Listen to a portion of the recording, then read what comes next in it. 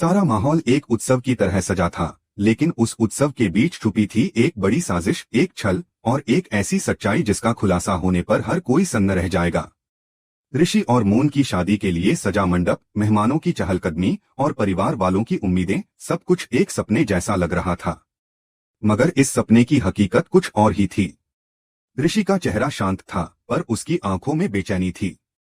उसे डर था कि वह सच्चाई जिसे वह छुपाने की कोशिश कर रहा है, आज सबके सामने आ जाएगी। दूसरी तरफ मून, जो अब तक खुद को इस रिश्ते का हिस्सा मानती थी, उस पर एक बड़ा पहाड़ टूट चुका था। उसे झनक और ऋषि की शादी की सच्चाई का पता चल चुका था। यह जानकर मून का दिल टूट गया था, लेकिन वह चुप बैठने वालों में से नहीं थी। अपने कमरे में वह झनक को बुलाती है। झनक मासूमियत से उसके सामने आती है, आंखों में वही सादगी और चेहरा वही निरंतर सहनशीलता से भरा हुआ। मून उससे सवाल करती है, ऋषि तुम्हारा पति है, तो फिर तुम मेरी और उसकी शादी क्यों होने दे रही हो? क्या तुम्हें कुछ भी महसूस नहीं होता? झनक अपने शांत स्वर में जवाब देती है, वो शादी जबरदस्ती की थी। गांव वालों ने दबाव डालकर करवाई थी, हमने उसे कभी स्वीकार नहीं किया। मून यह सुनकर स्तब्ध रह जाती है। उसे झनक की मासूमियत पर दया भी आती है और ऋषि पर गुस्सा भी। उसके दिल में एक ठान लेती है कि वह इस रिश्ते को यूं झूठ के सहारे नहीं बनने देगी। वह मन ही मन सोचती है, ऋषि ने न केवल मुझे धोखा दिया, बल्कि झनक जैसे भोली लड़की की जिंदगी भी बर्बाद करने वाला था। मैं ऐसा नहीं होने दूंगी। यहीं से मून अपने प्लान पर काम शुरू करती है। वह झनक से कहती है, अब वक्त आ गया है कि तुम अपने हक के लिए खड़ी हो जाओ। मैं तुम्हें इस रिश्ते से पीछे नहीं हटने दूंगी। और इसी इरादे से वह झनक को दुल्हन के कपड़े पहनाकर अपने साथ रख लेती है। झनक विरोध नहीं करती, क्योंकि वह खुद भी अंदर से टूटी हुई थी और अब शायद एक रास्ता देख रही थी जहां उसे इंसाफ मिल सकता है। मंडप की घड़ी आ जाती है। सब कुछ सज चुका है, बारात आ चुकी है और मेहमान उत्सुकता से दुल्हन के आने का इंतजार कर रहे हैं।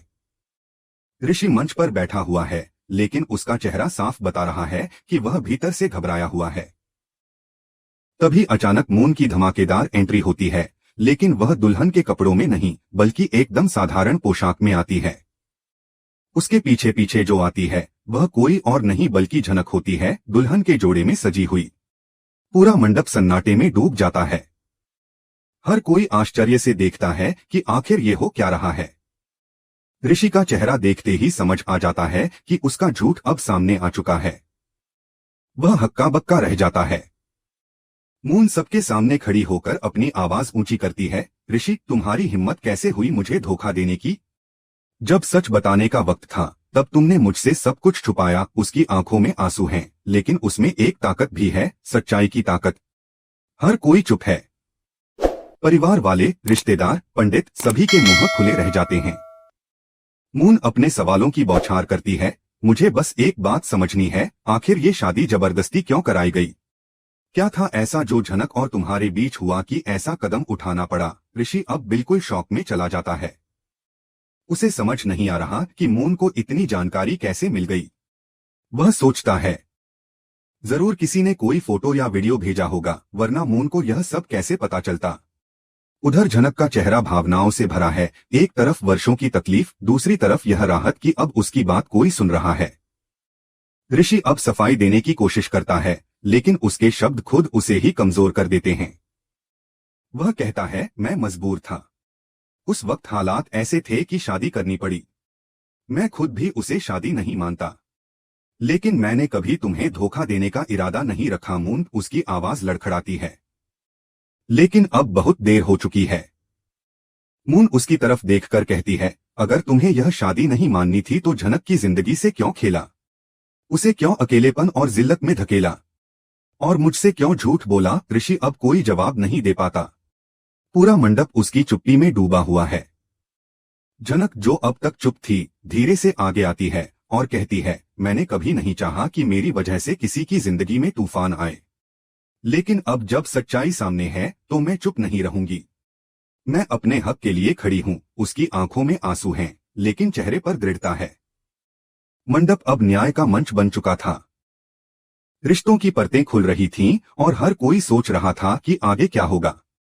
मून ने अपनी जगह झनक को दी, पर सिर्फ इसलिए नहीं कि वह त्याग करना चाहती थी, बल्कि इसलिए कि झनक अब चुप रहने वाली नहीं थी। अब देखना यह है कि ऋषि को उसके धोखे की सजा मिलेगी या नहीं।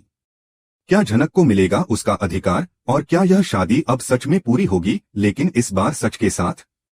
ऋषि की सच्चाई सबके सामने खुल चुकी थी, लेकिन अब भी वह मून से एक आखिरी उम्मीद लगाए खड़ा था। उसका चेहरा हताश था, आंखों में डर और जुबान पर बेबसी थी। वह मून की तरफ देखते हुए बोला, मून प्लीज मेरी बात सुनो। ये सब झूठ है, लेकिन मून ने अब अपने दिल को पत्थर कर लिया था। वह ठान चुकी थी कि अब वह खुद को फिर से किसी झूठ के रिश्ते में नहीं बांधेगी। उसकी आंखों में गुस्से और अपमान का सैलाब था। वह कहती है, मैं यह शादी अब नहीं करूंगी। मैं किसी ऐसे आदमी के साथ अपनी जिंदगी नहीं बिताना चाहती जो मुझसे सच्चाई छिपा सकता है। यह सुनकर पूरे मंडप में एक और हलचल फैल जाती है। ऋषि अब सबके सामने अपनी सफाई देने की कोशिश करता है। वह कहता है कि उस दिन गांव वालों ने जबरदस्ती उसकी और झनक की शादी करवाई थी, वह शादी नकली थी। उसने कभी उस रिश्ते को नहीं माना। झनक भी आगे बढ़कर सबके सामने खुद को स्पष्ट करती है। वह कहती है, हम दोनों इस शादी को नहीं मानते। हम दोनों उस वक्त राजी नहीं थे। तो आप सब क्यों इसे सच मान रहे हैं? उसकी आवाज में हिम्मत थी, लेकिन साथ ही डर भी। वह कहती है, ऋषि तो मून से प्यार करता है, तो उन्हीं की शादी होनी चाहिए। आप मुझे क्यों दुल्हन बनाकर ले आए हो? मून की आंखों से अब सिर्फ आंसू नहीं निकल रहे थे, अब उसमें एक ऐसी चिंगारी थी जो इंसाफ के लिए जल रही थी। वह अपने पिता अनिरुद्ध की ओर देखती है और दृढ़ता से कहती है, पिताजी, मैं यह शादी नहीं करूंगी। मैं एक शादीशुदा आदमी से दोबारा शादी क्यों करूंगी? मैं अपनी जिंदगी क्यों खराब करूंगी? उसके शब्दों में दर्द, अपमान और आत्मसम्मान साफ झलक रहा था। और फिर वह सबसे बड़ा सवाल उठाती है, अगर ऋषि की शादी झनक से हो भी गई थी, तो उसने उसे इस घर में पत्नी बनाकर क्यों नहीं लाया? क्यों उसे एक नौकरानी की तरह रखा गया? शर्म आनी चाहिए ऋषि तुम्हें। पूरा घर सन्नाटे में डूब जाता है। ऋषि अब कुछ नहीं कह पाता, उसका सिर झुक जाता है। इसी बीच एक और बड़ा मोड़ आता है। मून अपने पिता से रिक्वेस्ट करती है, पिताजी, अब जब सब सच सामने आ चुका है, तो कृपया इन दोनों की शादी पूरे रीति रिवाज से करवा दीजिए। मंडप तो तैयार ही है, और यह पहले से ही इसकी पत्नी है, तो सबके सामने एक बार फिर से इनका विवाह हो जाए। लेकिन झनक यह सुनकर चौंक जाती है। उसकी आंखों में डर दौड़ जाता है। वह धीरे से पीछे हटती है और कहती है, नहीं, यह क्या हो रहा है? मैं ऐसा नहीं कर सकती। लेकिन अब कहानी ने जो मोड़ लिया था, उसमें पीछे हटने की कोई गुंजाइश नहीं थी। उसी वक्त ऋषि की बुआ अदिति, जो हमेशा सच का साथ देती आई हैं, वह बीच में आकर सबकी उलझन का समाधान करती हैं। दृढ़ता से वह ऐलान करती हैं, अब और बहस की जरूरत नहीं है। जब मून ने इस शादी से मना कर दिया है, तो इसका मतलब साफ है, अब इस घर की बहू वही होगी जिसकी ऋषि से पहले ही शादी हो चुकी है। फिर वह झनक का हाथ पकड़ लेती हैं और सभी के सामने कहती हैं, अब यह इस घर की बहू है और इसे स्वीकार करना ही पड़ेगा। ऋषि यह सब सुनकर स्तब्ध रह जाता है। वह जानता था कि वह झनक को चुपचाप वापस गांव भेजने वाला था, लेकिन अब वह ऐसा नहीं कर सकता। झनक, जो कल तक इस घर में नौकरानी की तरह रह रही थी, आज उसी घर की बहू बन चुकी थी। सबके चेहरे पर चौंकने का भाव था, लेकिन अदिति की दृढ़ता ने सभी को चुप कर दिया। वह कहती हैं, यह रिश्ता भगवान ने बनाया है और इसे अब कोई नहीं तोड़ सकता। लेकिन यह सब अब भी झनक को अंदर से तोड़ रहा था। वह सोच रही थी कि यह सब अचानक कैसे बदल गया। क्या वह सच में ऋषि की पत्नी है? क्या उसे इस घर को अपना कहने का हक है? क्या ऋषि अब उसे अपनाएगा या फिर वह खुद भी इस रिश्ते से भाग जाएगा? इतने सवाल उसके मन में घूम रहे थे, लेकिन जवाब कहीं नहीं था। इसी बीच एक नई एंट्री की घोषणा होती है। पराशर, झनक के पिता, आ रहे हैं।